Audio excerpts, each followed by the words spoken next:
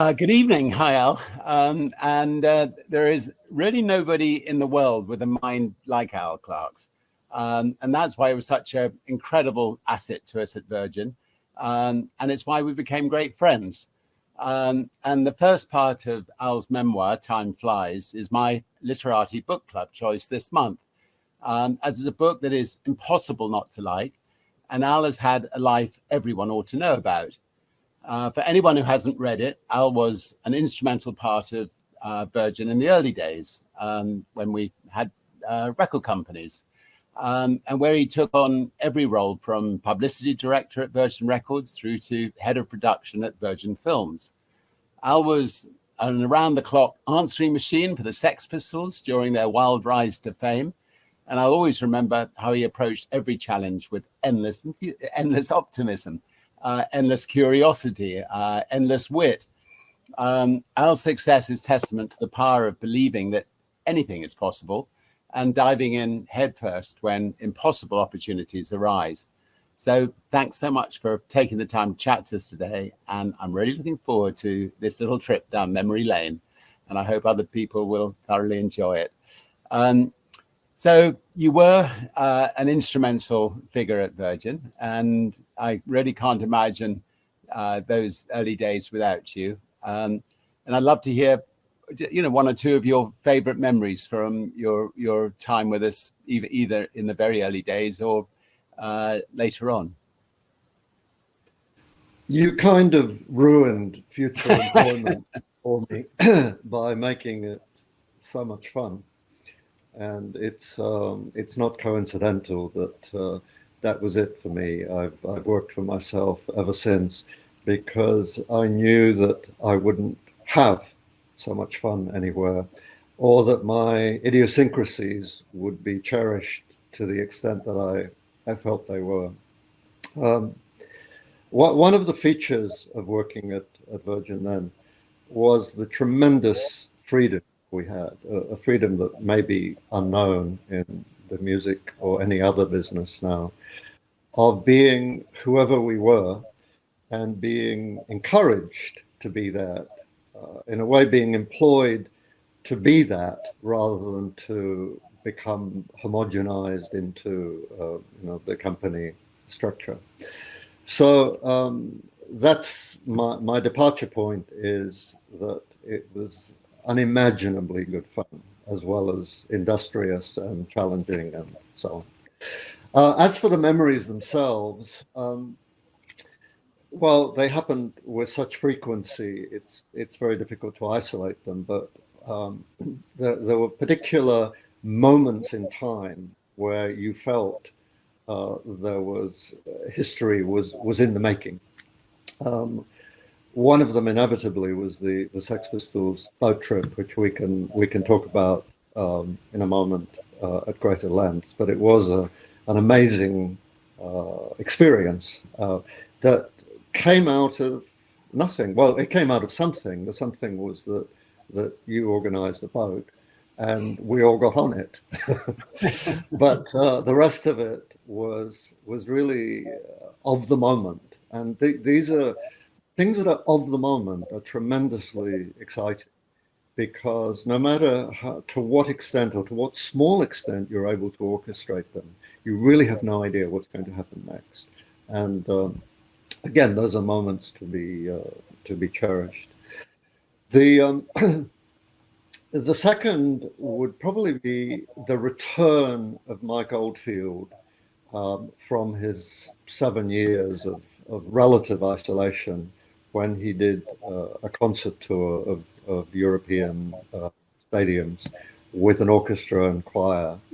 There was just something so energizing about seeing somebody who had meant so much to the company, and both directly and indirectly helped build the company, to come out of his shell and entertain on such a massive scale with such confidence and aplomb. That was unignorable. I felt, again, a moment in history.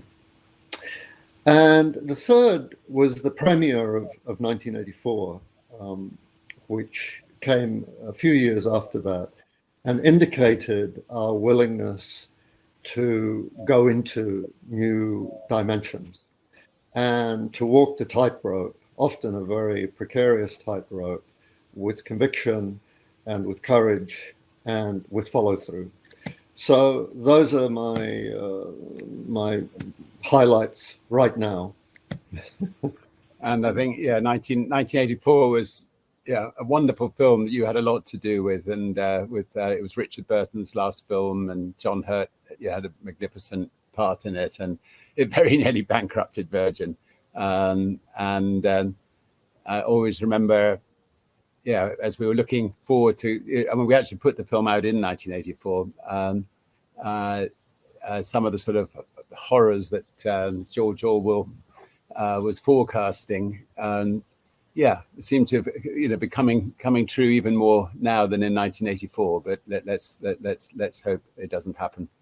The book is a work of art, and the film became, in the memory, a work of art because it was the first of three attempts to film it. No, the third of three attempts to film it. And it absolutely and irreversibly does justice to a great book. Yeah, no, it certainly does. It's not happy viewing, but it's if you're in the right mood, it's a brilliant film to see. And we're not biased.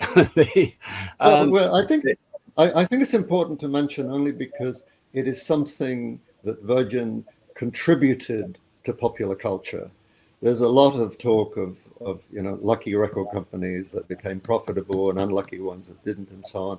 But one of the great features of Virgin for me was its willingness to move forward with some courage sometimes, and it certainly took it to do that and to spend what we did. But it was an indicator of how serious that forward movement was. Yeah, and I suspect I shouldn't have launched Virgin Atlantic in the same year that we put out. Well, exactly. Slightly stretched the coffers, to say the least.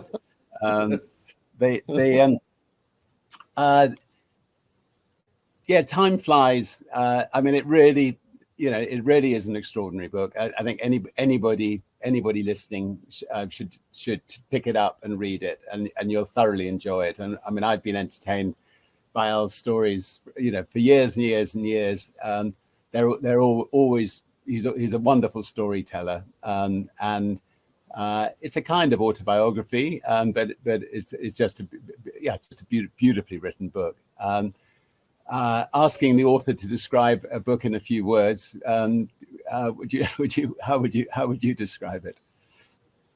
It's a trawl through my life up to when I came to Australia to marry and settle, now nearly 35 years. And that's it. It was a starting pistol went off, and I started writing. And I realized as I was doing so that this curious sequence of an isolated Spanish childhood, an isolated Scottish boarding school, and then going out into the world after my education to see what I could make of life in England when I had been, brought up in Spain. And it was such an enjoyable process. There was no pain, no rancor in the writing. Occasionally, one felt a fleeting wound, but for the most part, it was so enjoyable, and I'm glad that the enjoyment is communicated. Yeah, I mean, I've said on this program before, I think everybody has a book in them. It doesn't matter what everybody has an interesting life. Even if they don't think that they're having an interesting life, they have an interesting life. And it's just great to see people actually, capturing their lives. So, yep, you had an even more interesting life than some, I suspect. It's true to say. And I think I've never forgotten the time that we actually signed the Sex Pistols. They've been dropped by 2 record labels, all within, I think, 24 hours. And you had I don't know whether it's unenviable or the fun task of being their spokesperson. Yeah, I mean the boat. Well, I mean, tell us a few of the things about them, and if you like, do recount the boat trip, which was as you say, very memorable. I was sort of their spokesperson, but they actually had their own spokesperson in the form of their extremely talkative manager, Malcolm McLaren. So I saw myself primarily speaking for Virgin, representing our point of view, and trying whenever possible to monitor the heat of the moment, because it was a very combustible time in British history and in British pop culture. And of course, it was the year of the Queen's Jubilee. And so they caused a lot of unrest and consequent bans to live performances and so on. So there was never a moment really when someone wasn't called upon to comment. And I quite enjoyed it because I didn't confuse myself with them. I was a couple of years older than most people at Virgin. I had a wife and 2 children, and I lived in the suburbs. So what was interesting was to have somebody speak about a supposedly outlaw group while living a completely in-law life. Yeah, and you were on the boat, weren't you? Oh yes, yeah, unremittingly. It was an incredible experience because we knew it could never happen again and would never have happened at any other moment.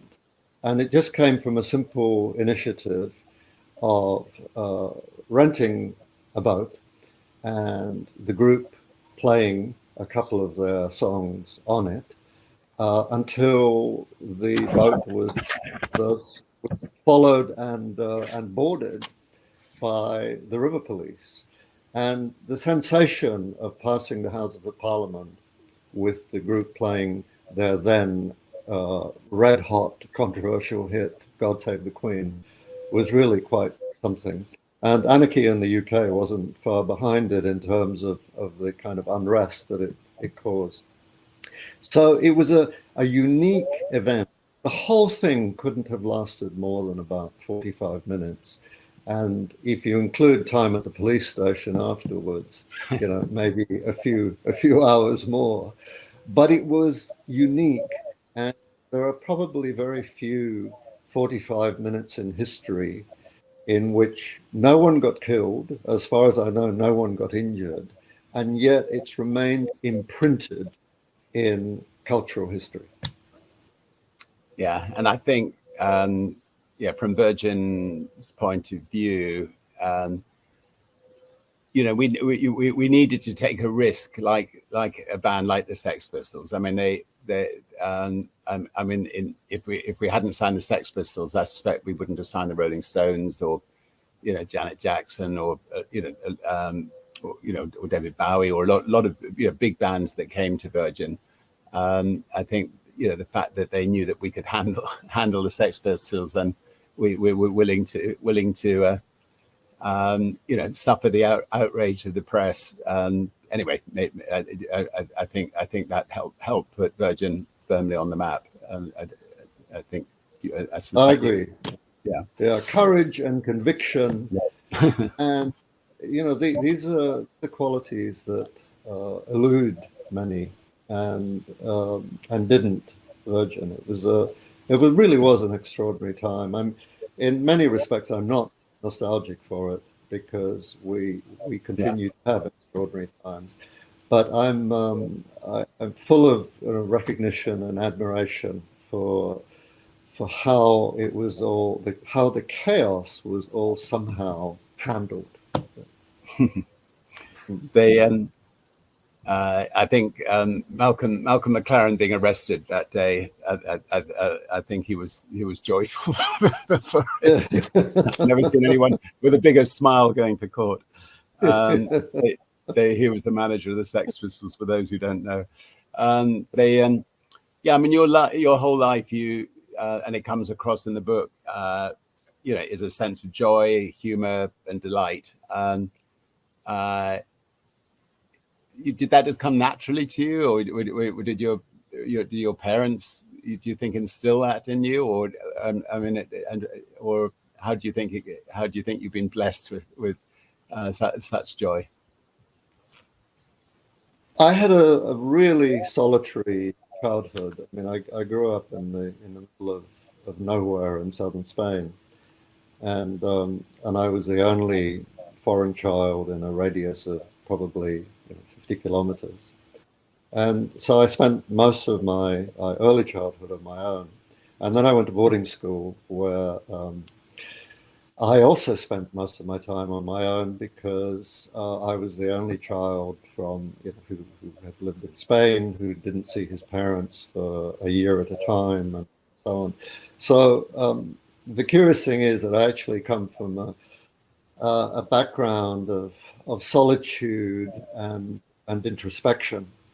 And another of the things that I feel thankful to Virgin for is that it helped to draw me out of that and into the world of movement and activity and socializing. But I was always able to do it from my own vantage point of being, a guy on his own, as it were. And again, it was encouraged because what you did was to cherish that idiosyncrasy rather than try and turn it into a corporate statement.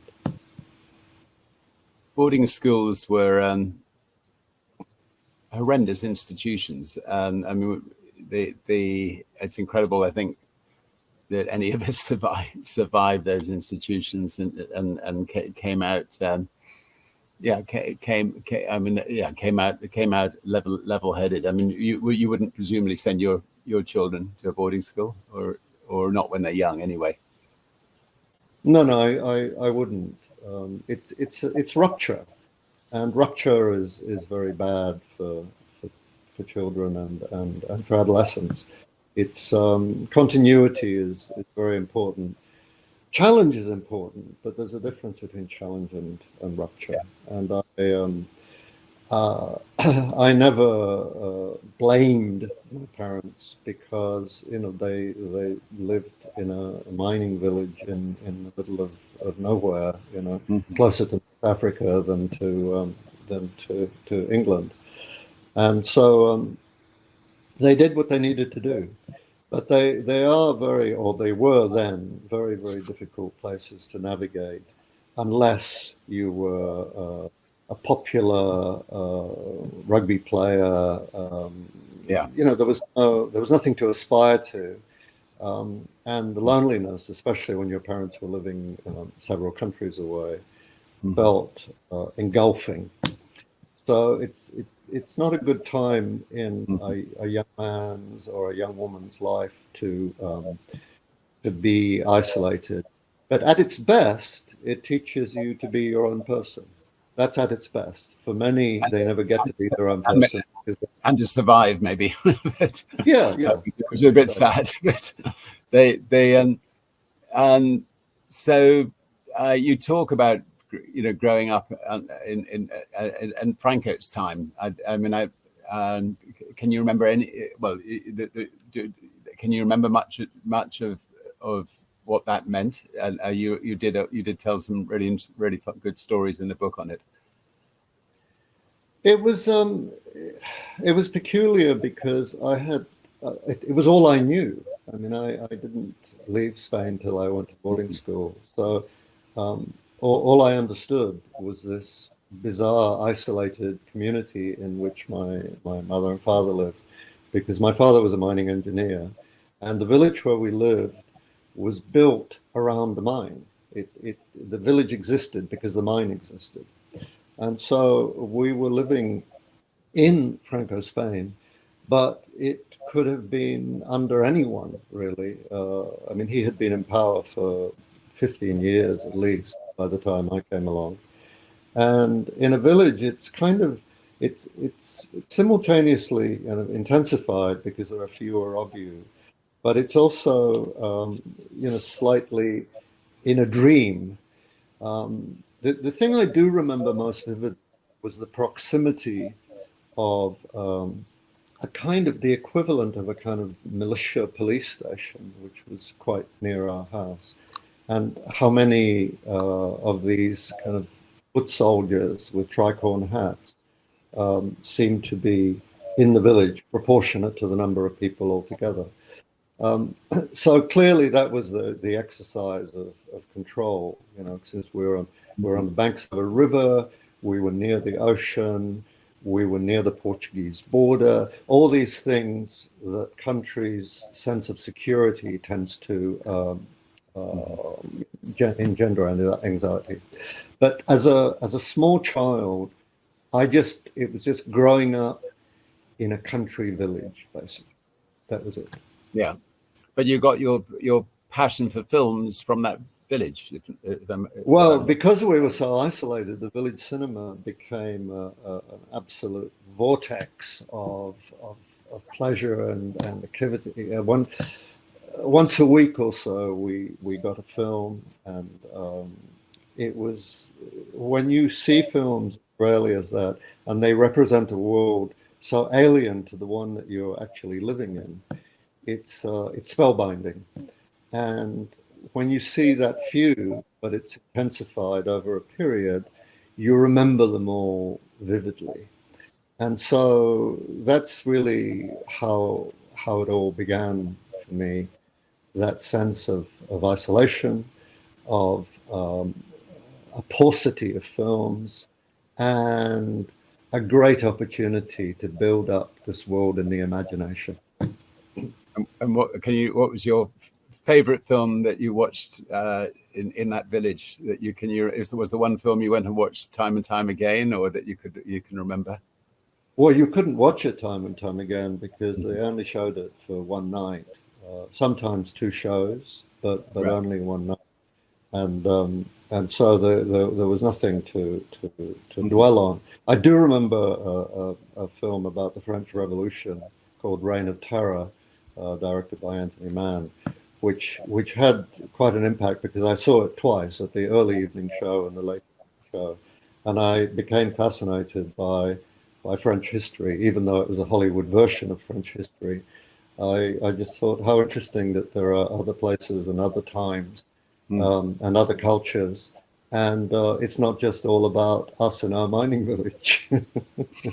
Yeah, I must have been the same age then, and I went to the cinema five nights in a row to see a film called Borsalino with Alain Delon. I was about 15 years old. Anyway, I expect you haven't seen it. But no. It's funny. I remember when I started at Virgin, you still mentioned that film from time to time. It had clearly made an enduring impact on you. If I engage you in a conversation about films, you just say, "So, have you seen Borsalino?" Yeah, well, I got a feeling that I have not seen anywhere near as many films as you have.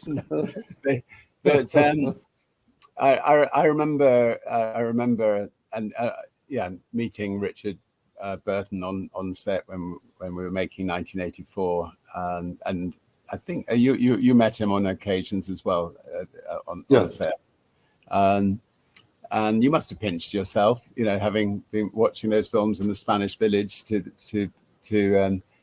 be making a film with Richard Burton. I certainly was. I suspect you were quietly as well.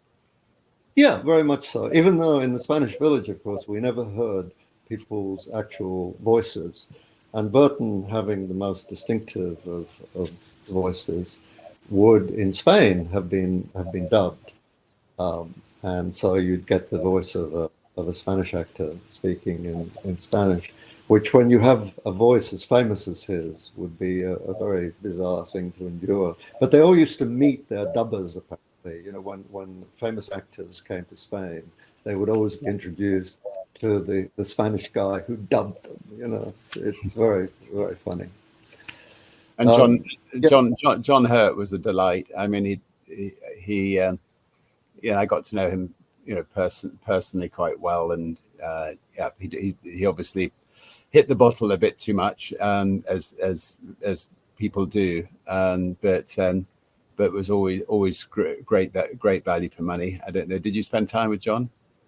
A bit, yeah. He was great fun, and he also he was also one of Britain's greatest film actors. I mean, his performance in The Elephant Man to this day is just jaw-dropping. Yeah, and he's wonderful in 1984, and also it was fantastic that he and Richard Burton made this film together, because as we know, Richard Burton didn't even survive until the premiere. You know, he died before the world premiere of the movie, and so it gave him a final opportunity to play a great role in a timeless tradition, and Hurt an opportunity to study an actor that he would have grown up with. So if you've got one piece of advice for creative people who are watching this, from your creative days, I mean, I always hate questions like this. Since we're coming near the end, and coming near the end of the interview, not coming near the end, I hope. What would it be?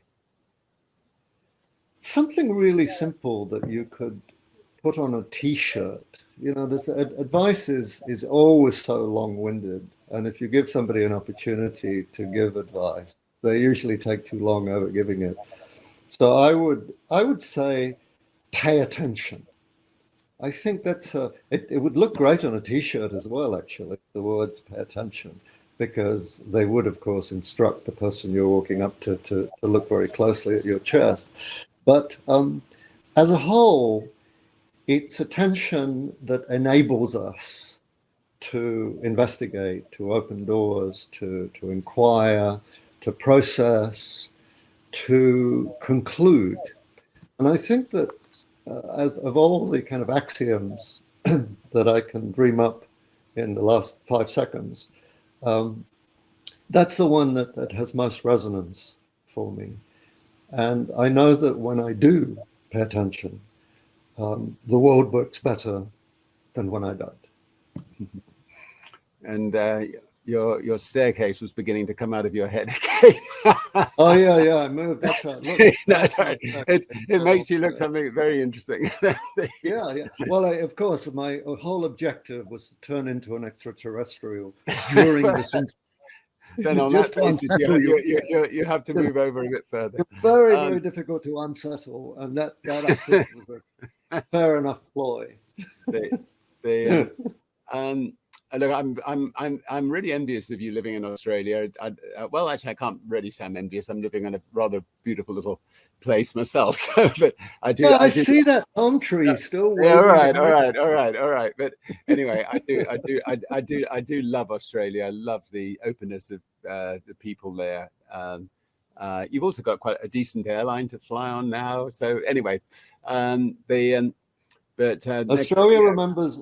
Australia's last memory of you, by the way, was, I think, dressed as a giant sushi on a luggage belt at Brisbane Airport or something like that. So there's an enduring memory to leave with a country. Worryingly, that sounds like that might be true.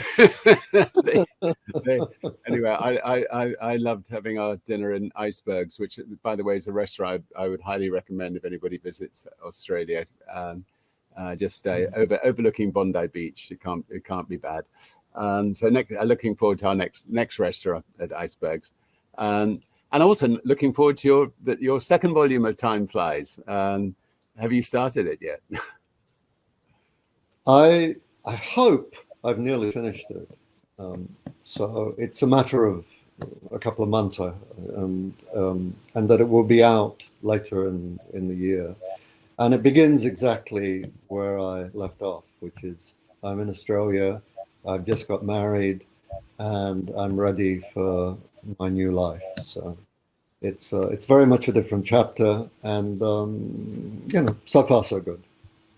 Well, I'll be the first to read it, and as always, it's a delight, delight speaking to you, and I'm doing my best to become a sort of an interviewer.